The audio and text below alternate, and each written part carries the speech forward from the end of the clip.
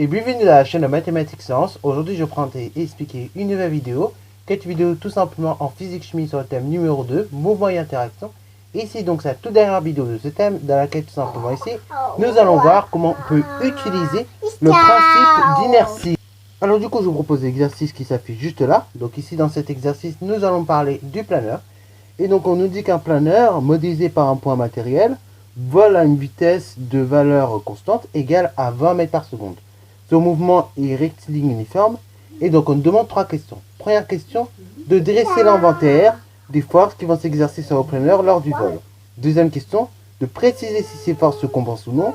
Et troisième question, de calculer la vitesse, enfin la distance, la durée, mise par le planeur pour parcourir 10 km. Donc là, je vous laisse mettre la vidéo en pause si vous voulez faire l'exercice.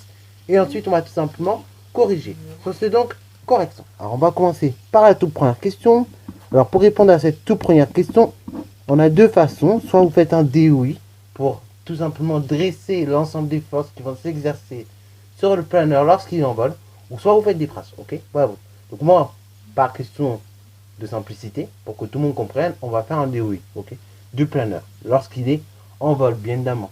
Donc, déjà, le système que vous avez utilisé pour commencer, c'est le planeur. Donc, vous le mettez dans une bulle au centre, ok. Deuxième chose, on va identifier les systèmes qui vont être en interaction avec le planeur. Donc, on en a deux. Ici, on a la Terre, en fait, du fait du poids, qui va attirer à distance le planeur, qui va faire que le planeur aura tendance à tomber vers le bas. Et on a également l'air, ok, bravo, par une action de contact, en fait, par des frottements, qui vont faire que le planeur aura tendance à s'élever en hauteur. Ok, voilà, qui aura tendance à l'élever en hauteur. Ça, c'est pour la première question. Alors, du coup, résumé. Si on devait faire ça avec des phrases, on dirait que le planeur est soumis à deux forces. Celle de l'air, par des frottements, et également, donc, celle de la terre, par le fait du poids. Et donc, si on pouvait préciser un petit peu les choses, on dirait que le planeur est soumis à la force de l'air, qui, par des frottements, qui l'enverrait vers le haut. Et par la Terre, donc soumis à la force de la Terre, par le poids, qui ferait que tout simplement notre planeur irait vers le bas. Alors du coup, question numéro 2, est-ce que ces forces se compensent ou non?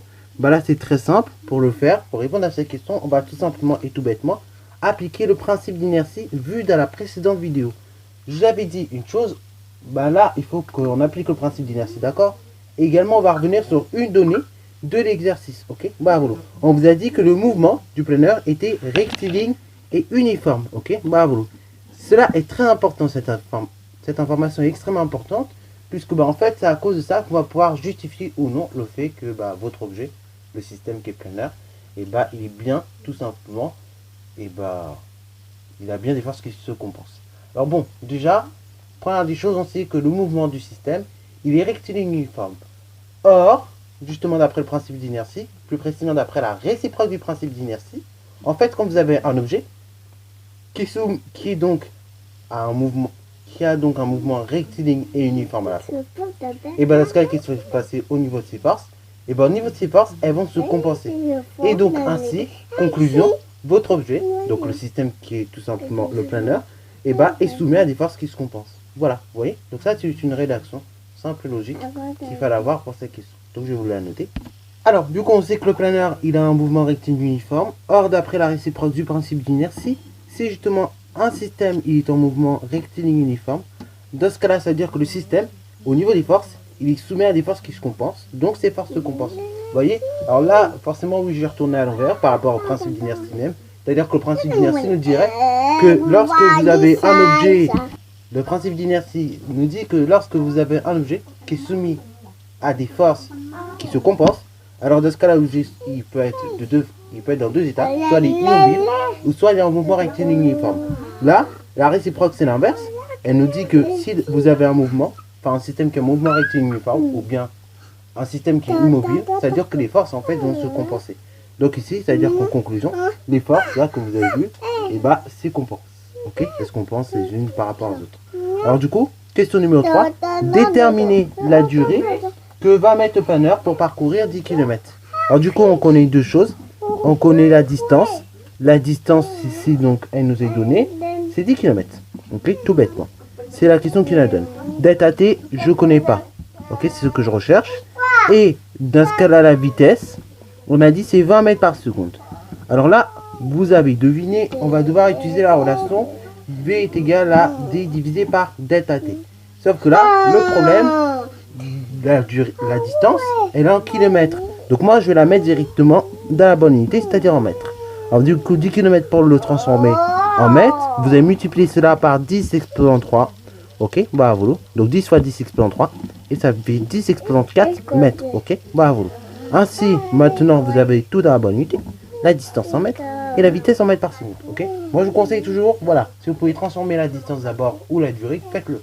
C'est plus facile que de transformer la vitesse, puisque la vitesse, pour la faire changer d'unité, c'est toujours compliqué. Tandis que là, bah, c'est facile. Voilà, comme ça marche en bas de 10, c'est très facile. Une fois qu'on sait comment passer d'une unité à l'autre, on y arrive très facilement.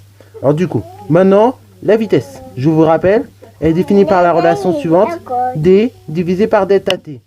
Ce qui équivaut à dire que delta t, c'est tout simplement la distance divisée par la vitesse.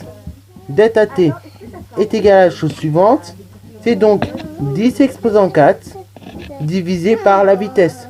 Donc 20 mètres par seconde, ok, bravo. Alors du coup, si on veut simplifier le calcul, ça revient à dire que, c'est équivalent à dire que delta t, c'est égal à 10 exposant 3 divisé par 2. Ce qui est équivalent dans ce cas-là à dire que delta t, c'est égal en fait à 1000. 10 exposant 3 c'est 1000, que vous divisez par 2, c'est-à-dire 500 secondes. Ok, bravo. Oui, alors pourquoi 500 secondes? Je l'explique. On avait des mètres par seconde, on avait des mètres. Donc forcément, la durée delta t c'est en secondes. Ok, bravo. Donc delta t c'est 500 secondes. Alors pareil, et bah 500 secondes. Maintenant, on va le mettre en minutes et en secondes. Ok, on va transformer cette heure-là. Donc comment je peux décomposer 500 secondes comme 60 fois quelque chose? Et bah le nombre le plus proche déjà qui va se rapprocher de 500, vous l'aurez deviné, c'est 480. Ok, bah 480 c'est un multiple de 60. Ok, puisque en l'occurrence, et bah tout simplement 480 par rapport à 60, c'est 8 fois. Ok, bravo. C'est 8 fois, bah tout simplement 60. Donc ainsi, et ben on trouve que delta t, c'est 8 minutes. Plus donc de 480 pour aller jusqu'au 500, il vous reste 20 secondes. Donc 8 minutes et 20 secondes. Ok, bravo. Là pareil, je ne détaille pas. Il faut savoir que 500 secondes, c'est 480 secondes plus 20 secondes. Ou bien si vous n'avez pas trop chaud, ce que vous faites, vous divisez euclidiennement bien évidemment 500 par 60. Vous trouvez donc 8 pour le quotient. Vous trouvez 20 en reste. Et en fait, et ben, les 8 que vous avez trouvé donc au niveau du quotient, c'est le nombre de minutes. Et le 20 que vous avez trouvé au niveau du reste, donc tout en bas, ça va être le nombre de secondes. Donc en fait, delta t, c'est 8 minutes et 20 secondes. Ok, bravo. Et ainsi, de delta t, donc la durée qui permet de parcourir 10 km par le planeur, et bah, de 8 minutes et 20 secondes. Okay. Voilà, donc on peut mettre en phrase réponse si vous voulez, je vais pas le faire parce que j'ai pas la place, mais donc le planeur met 8 minutes et 20 secondes pour faire 10 km. Ok, bravo. Sur ce, c'est la fin de cette vidéo, j'espère qu'elle t'a plu. Si c'est le cas, n'hésitez pas à la liker, commenter et bon instant en mathématiques.